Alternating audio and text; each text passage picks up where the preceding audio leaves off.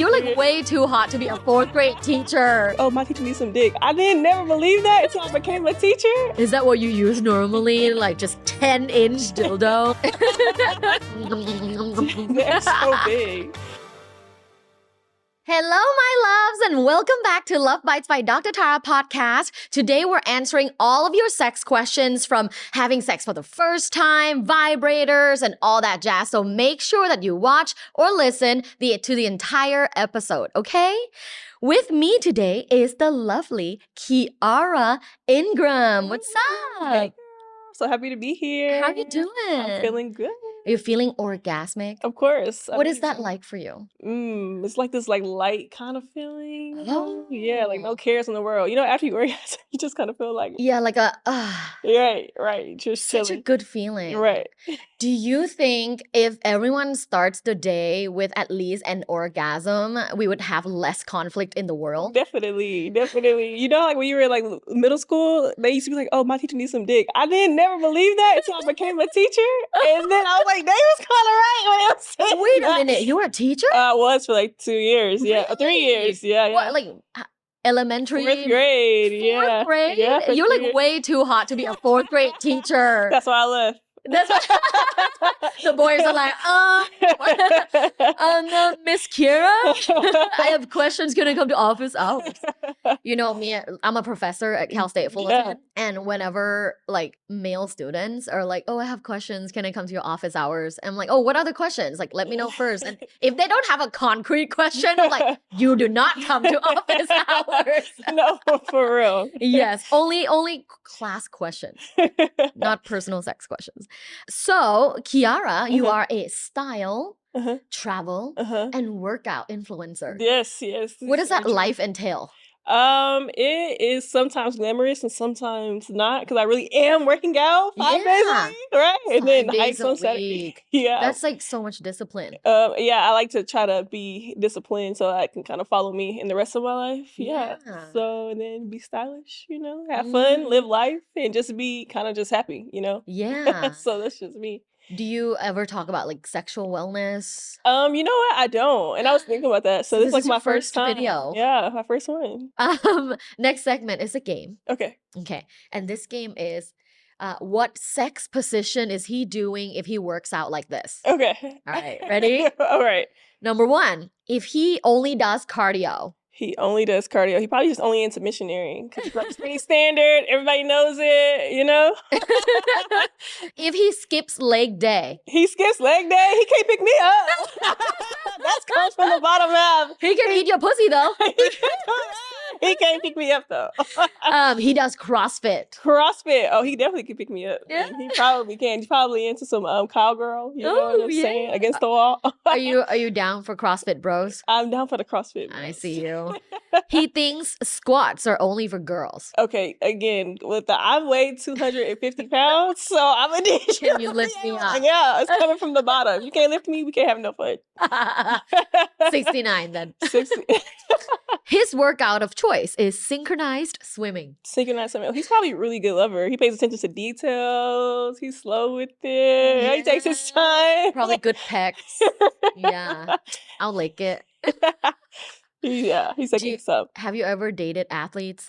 You know what? I'm like an artsy girl, so not really. You're an artsy girl. Yeah, I've So dated like the photographers. artists. Yeah. Wow. And then the boring ones, engineers, those are not necessarily artists. Wow, so you've never dated an athlete? One time I dated this guy who played football at Columbia. He was super boring, like the most boring dude. I think that's all he had going for him was football. Okay, that's like similar experience.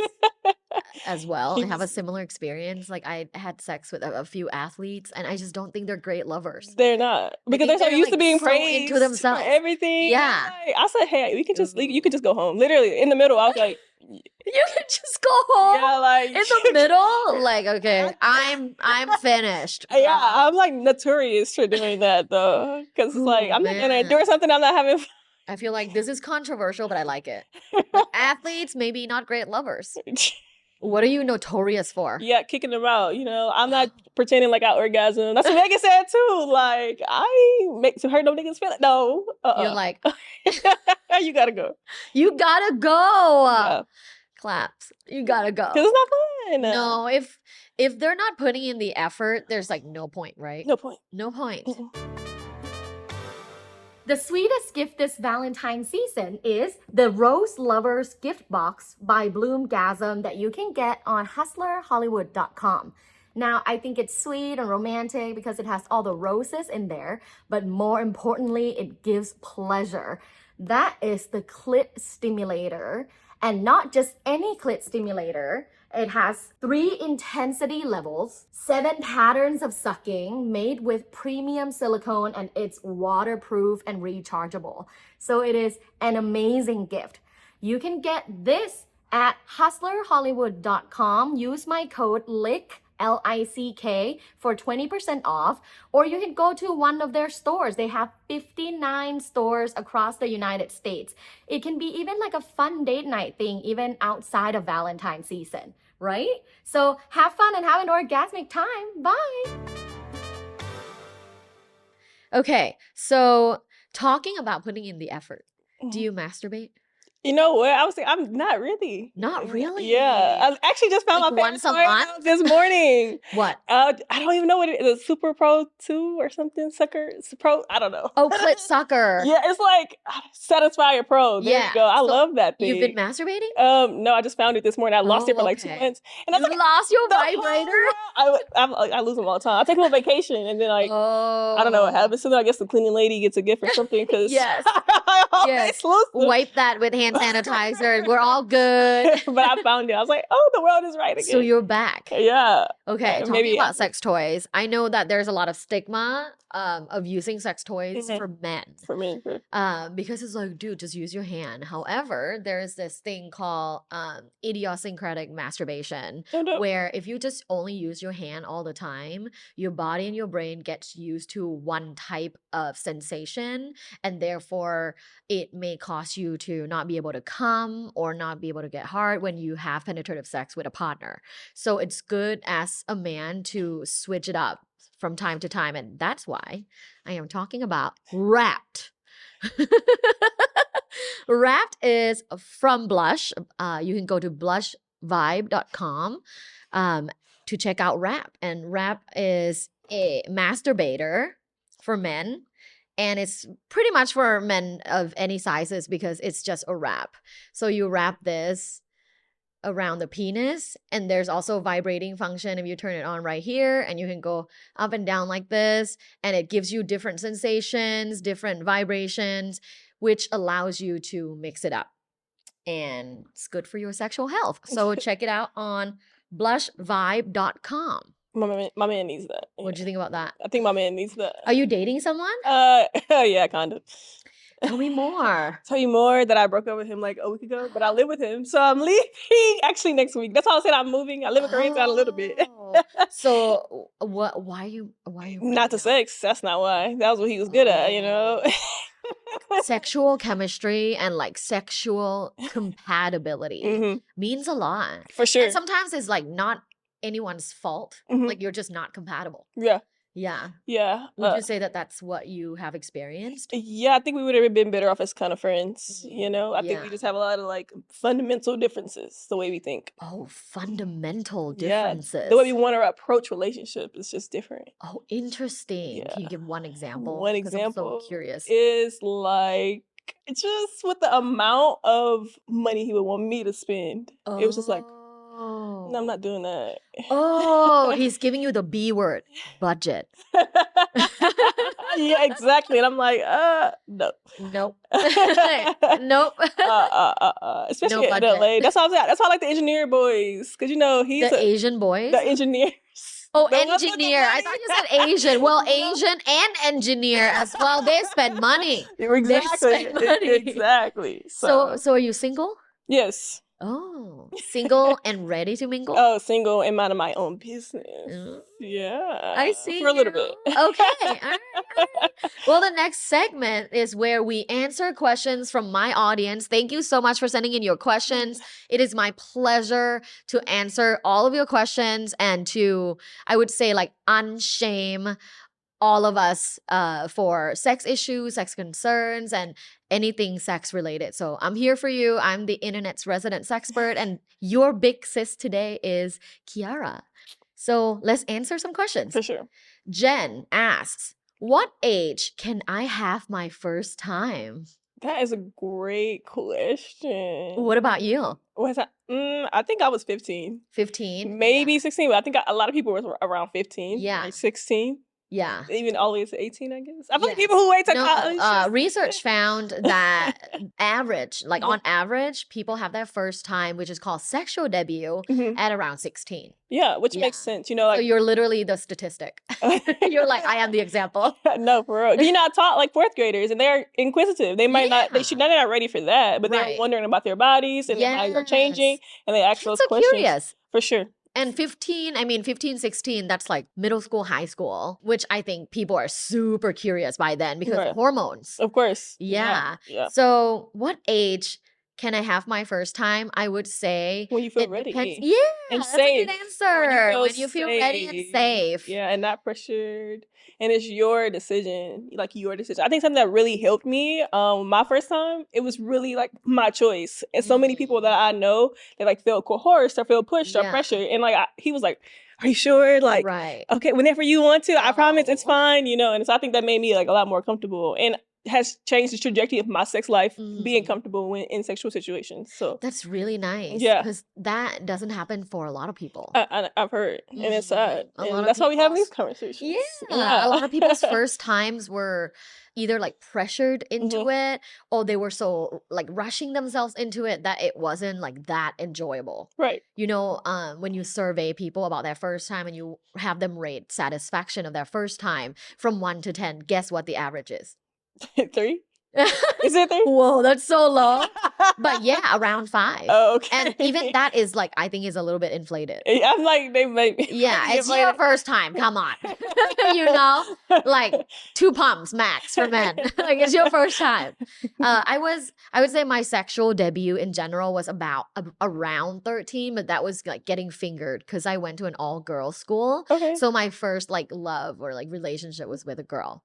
And my sexual debut was getting fingered, and it was around 13. But sex with a man was later. And I remember that first time having penetrative sex, like it was in a way, like it was exciting, but I wouldn't say it was like pleasurable or satisfying. Yeah. Right? Not the way I say now.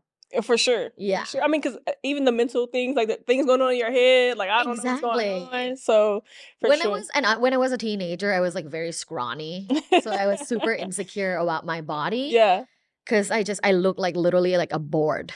Like if you pick up a surfboard, like that's what I look like. Yeah, no, I feel that. I feel like even like kind of now, a lot of insecurities come in as I, my weight loss journey. Yeah. Like, anyway, and getting older, that has kind of like people asking me about it, and like I never really thought about it until people started asking me about it.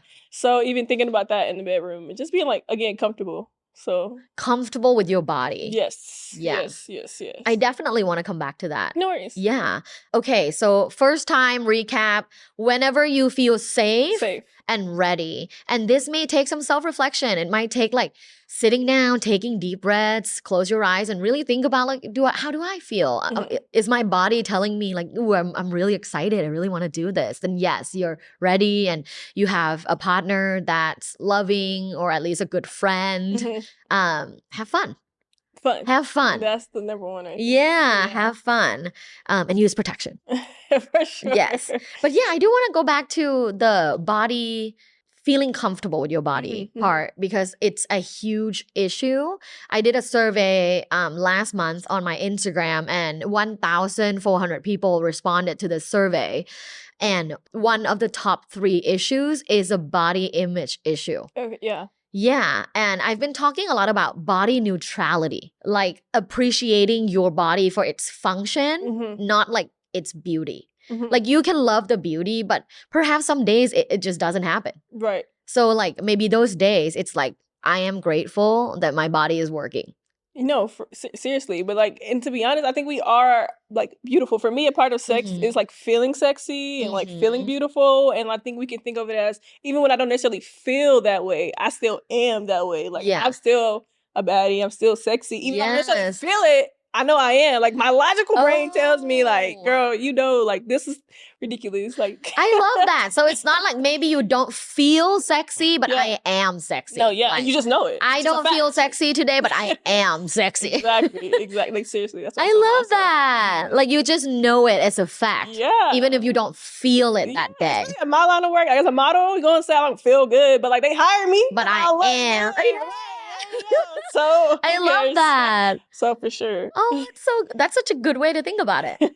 Yeah, it's I am that I feel. Yeah. Yeah. And thinking like that man knew or Girl, woman, powerful. they knew Yeah. how you looked before you got up in that bedroom. They already saw That's your true. Rolling Stone. That's true. It's fine. Oh, love that. That's so Yeah. good. Okay, second question is from Amanda. Amanda asks, how many vibrators should I have? Girl, quick answer, 3. I'm like, I have 3, but like I keep losing one. I mean, I get sent a lot, so I'm probably not a good reference. Right. Yeah, like I have 20. Okay. That you like in use. rotation. Oh, wow. I have 20 in rotation because I get sent a lot. This is the ones that I kept. Like I also give a lot away. Yeah, but I would say if you are someone that masturbates regularly, and by regularly, it's your choice. Like it could be once a week, it could be 3 times a week, it's whatever you prefer.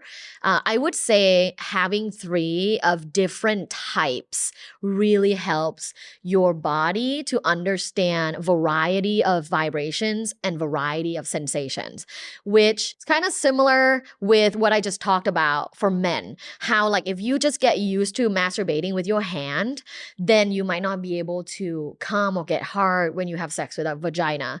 Like, so for women, if you only use one type of vibrator, and let's say you use it daily, it's not that you get desensitized, because physically you do not get desensitized. But what happens is your brain and your body get so used to that type of vibration.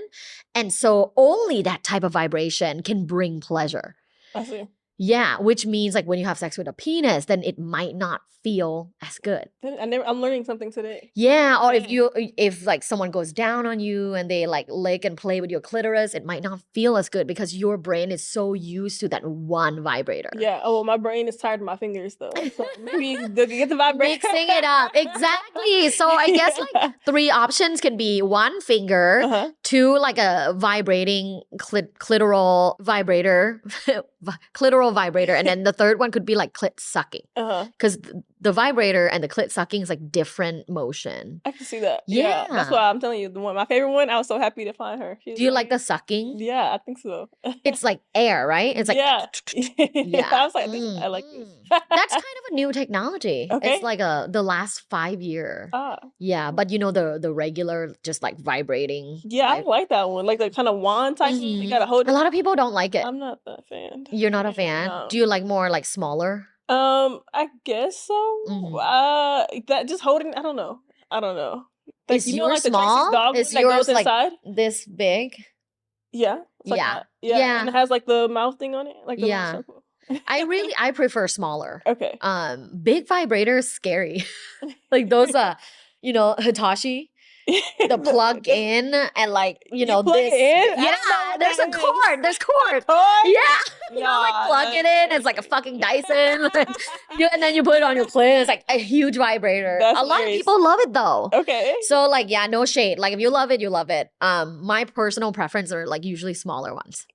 I think that's my preference. I never tried the other one though, so I can't knock it till I try it. You know what I'm saying? But like, I have an 8-inch like dildo. And that's like, I didn't realize how big 8 was until I saw it. I'm like, oh, this is actually kind of big. Like, I ran like, oh, 8 in it, but I was like, do you use dildos? No, I don't. It's kind of like a funny joke. Rarely It's just in my drawer. Oh my god, I can imagine men would get nervous if you see like big ass dildos in your drawer. Like, is that what you use normally? Like just 10-inch dildo? They're so big. Yeah, whatever you're working with is probably enough. They're like, yeah. I'm 5 inches. Is that okay? Yes, babe, it's okay. Yes. Do you know the average penis size? Is it 5.5? Wow, you study. Yeah. You're a good student. You're a Not that teacher, well. so you're a good student. That's so funny, for sure. Yeah. Okay, our last question is from Lily. Lily asks, I feel guilty having sex when my family is around. What do I do? That I feel like I need a little context for that. Yeah, like are you the mom and there's children around, or are you Right. like a teenager and you live with your parents? Right, because you might. We're not sure. Let's do both. So, Lily, if you're a teenager, you still live with your parents, but you know, you have your partner with you and you want to like get it on, I would say the feeling of like guilt and shame probably come from this like cultural narrative of you shouldn't be having sex as a teenager. But going back to that second question or the first question, if you're ready and you feel safe and you're excited for it, having sex with your partner, there's nothing wrong with it. I agree that there's nothing wrong with it. I would add, like, but can you talk to your family about it? I'm That's wondering, like, what the true. shame kind of erase, you know? Because, like, you might be surprised about what your parents actually say, because they want you to be safe at the end of the day. Like, everybody Yeah. wants you to be safe, you know? Exactly. I guess there are two types of parents, right? The Yeah. ones that are, well, three types really. The first one is like the shaming parents. Yeah. Like, no, you cannot have sex before you get married. Yeah. If you do, you're going to hell. Right. Right. Hell's not real. Number two is the neutral parent, which is like, like, you know, we're not like supporting you to have sex, but if you're gonna have it, just don't get pregnant. Yeah. Or like, here's a condom. Right. And then the third one would be like sex positive parent, which is gonna be me. It's like, babe, make sure that it's pleasurable for you. Yeah, when I first started having sex, my mom put me on like birth control actually, but she didn't tell me anything else. Like that was it. She's like the neutral parent. She's like, but I was like, okay, yeah. Like, I probably needed some more information. Which one would you be? The neutral parent, the sex positive parent, or not the shaming parent? Definitely in the middle of like the neutral and sex positive. Yes. Like, making sure like, who is this person? Yeah. Like, right? Like, I want to know more, but I'm not saying Submit no. a resume. yeah, for real. Okay, so on the other hand, if you're a mom, Lily, if you're a mom and you do have kids and you feel like guilty having sex, you shouldn't. Exactly. Mommy's gotta get it on too. Yeah, mama gotta get it on too, and mama gotta feel sexy, gotta get her pleasure. Yeah. Also, like, I think it's such a good role model behavior to have good sex. Like, even if I'm like 8 years old and like my mom has good sex, I'd be proud of that. I'll be like, dude, yeah, my family, like my parents have a passionate relationship. Yeah. I love that. Yeah. As a child, I would prefer that over parents that are like distant and cold. I get what you, and I agree. Yeah. For sure. I think it's like just a good example again about how we think and view sex, like how our parents are. You know, we see those things and we're consciously or unconsciously are just digesting those things too. We're internalizing since as children, you know, when you see your parents being distant, cold, and they're bickering and they don't have passion, then you kind of think that that's like the norm in a relationship, and then you settle for less. Right. Yeah. Yeah. Period. So, if you're a mom, Lily, I hope you get it on. Get it on, Lily. With that smile on your face. Yes. If anything, I think what can really help as a mother, if you're like anxious about having sex in the house, I would say treat yourself, like self-care, you know, taking a bath, relaxing your body, and then maybe even like self-pleasure, masturbate. Yeah. Start it with yourself, and then like maybe, you know, pull in your partner. Yeah. Be like, hey, your partner can turn into a game. Yeah. You know? Ooh. We're kinky girls. Okay, so that was all the questions for today from the audience. Oh, awesome. Yeah, you guys make sure you ask questions. If you're watching on YouTube, you can ask below in the comments. If you're listening, you can always go to my website, luvbites.co, click ask and ask away, because my producer loves them and we are going to answer all of your questions. Okay, the last segment of my show is called 5 Quickies with Dr. Tara. Okay. Are you ready? I'm gonna try to get ready. Okay. I'm gonna give you a question or a statement, and it's rapid round. Oh, my brain doesn't think that way, but I'm trying. 5 quickies with Dr. Tara. Let's go. Okay. Food you would eat during sex. Chocolate. Does having sex with someone your family doesn't approve turn you on? Yes. Does it? Yeah, I think so. Okay, it's called the Romeo and Juliet effect. Okay. Yeah, like some people really find it arousing Mhm. to have sex with someone that their family doesn't approve. Yeah, it turns me on, but like long term, nah. But like for tonight. Yeah, for tonight, yeah. Okay, would you have sex with an alien? If he's handsome and a big dick, I know. Like, I don't know how the aliens look. I would be the first person to have sex with an alien. Like, come on, all the aliens. I'm like, Let's okay, alien threesome. Let's not discriminate, Thoughts on putting bows on your boyfriend's penis? No thanks. No, putting a little bow on it. That's so funny. I don't think so. It's a present, honey. Not for you. No, not for me. Okay, last one. Would you fuck him if he doesn't work out? Yes. Oh, that surprises me. But like, I hope like he's open to working out. Okay, Yeah. okay. So you're like, I'll change him, girl. I'll change him, but So you would fuck him if he doesn't work out? When I first met my, I guess now ex, he didn't work out, but now he works out all the time. So he goes on hikes with me and stuff, and he's like, you're an influencer after all. You're influencing him positively. He's like stronger. He got like abs now. Oh shit! Look. Okay, so you're like, we can fix him, sis. Yeah, like, come on. Oh my gosh. This is so much fun. Thanks you for joining me. Thanks for having me. And Luvbites. Where can everyone find you? You can find me at keytoaneweera.com. Yeah, that's key as Key. Yes. TOANEWERA. Key to a new era. Key era. Key to a new era. Yes. Yeah. And her Instagram is so vibey and pretty and motivational. So definitely check it out. Body positivity going on. Yeah. We need positivity. Like there's just so much shit in the world. No, for real. Yeah. Yeah. I feel like I only follow positive people. I'm in my own little bubble. And you should be. Yeah. There's so much. I protect it so hard. You should. I have a shield around my positive bubble. And my Luvbites fam, thank you so much for listening and watching till the end of the episode. Again, if you want to ask me questions, you can ask in the comments right under this YouTube video, or if you're listening, go to my website, luvbites.co, and click ask.